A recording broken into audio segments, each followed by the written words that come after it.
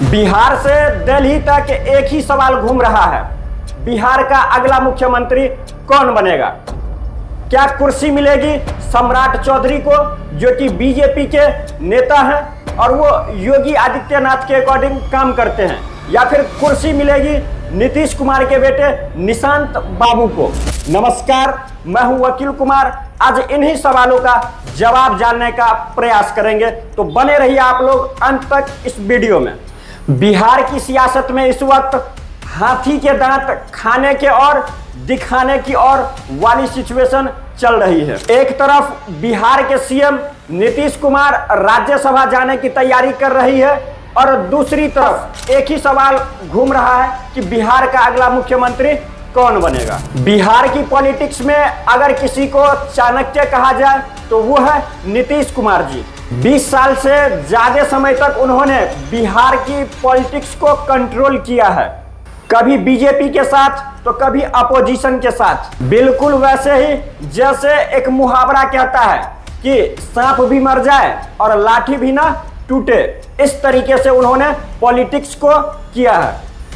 अब जब खबर आ रही है कि नीतीश कुमार जी राज्यसभा जा रहे हैं, तो बिहार में पावर चेंज ऑलमोस्ट पक्का माना जा रहा है और इसी के साथ शुरू हो गई है नेक्स्ट सीएम की रेस। पॉलिटिक्स में कहते हैं कि जब राजा बदलता है तो उसका दरबार भी बदल जाता है।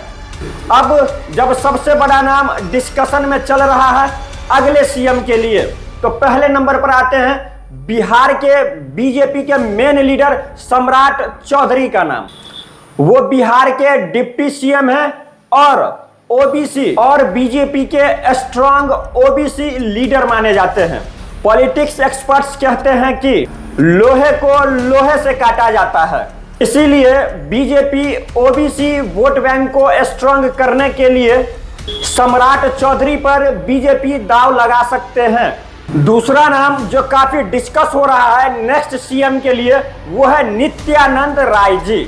नित्यानंद राय वो सेंट्रल गवर्नमेंट में मिनिस्टर हैं और बिहार पॉलिटिक्स में स्ट्रांग इन्फ्लुएंस रखते हैं। पॉलिटिक्स में एक मुहावरा है, राजनीति में कोई अस्थाई दोस्त या दुश्मन नहीं होता, सारा खेल इंटरेस्ट और सत्ता की होती है। इसीलिए लास्ट मोमेंट पर डिसीजन चेंज भी हो सकता है। उधर अपोजिशन भी चुप नहीं बैठा हुआ है, जैसे नीतीश कुमार जी और बीजेपी के जो अपोजिशन है वो आरजेडी माने जाते हैं। अपोजिशन का सबसे बड़ा फेस है सीएम के लिए तेजस्वी यादव जी, जो बिहार के पूर्व सीएम लालू यादव के बेटे हैं। तो यदि तख्ता पलट हुआ तो तेजस्वी यादव जी किसी अन्य पार्टी के साथ गठबंधन करके अपने आप को खुद को सीएम भी बनाने की बात कर सकते हैं। बिहार का इलेक्शन सिर्फ लीडर से नहीं जीता जाता है, यहाँ कास्ट पॉलिटिक्स और अलायंस फैक्टर सबसे बड़ा कारण माना जाता है। इसीलिए बिहार के पॉलिटिक्स को लोग कहते हैं यहाँ चाल भी शतरंज की होती है और दाव भी शतरंज की होती है। मेरे भाई, एक बात क्लियर है, बिहार की पॉलिटिक्स अब नए दौर में प्रवेश करने वाली है। 20 साल से एक ही लीडर इस स्टेट को चला रहे थे और बिल्कुल अच्छे तरीके से चलाए हैं। इन्हीं के वजह से हम लोग कहते हैं कि भैया बिहार में बहार है, काहे कि नीतीश कुमार हैं। लेकिन अब कुर्सी किसी नए लीडर के पास जा सकती है और पॉलिटिक्स में एक कहावत है, समय से बड़ा कोई खिलाड़ी नहीं होता। और अंत में एक बात ये कहना चाहेंगे कि जो बिहार के सीएम हैं उनके जो एक बेटे हैं निशांत कुमार जी, वो जेडीयू ज्वाइन करने वाले हैं।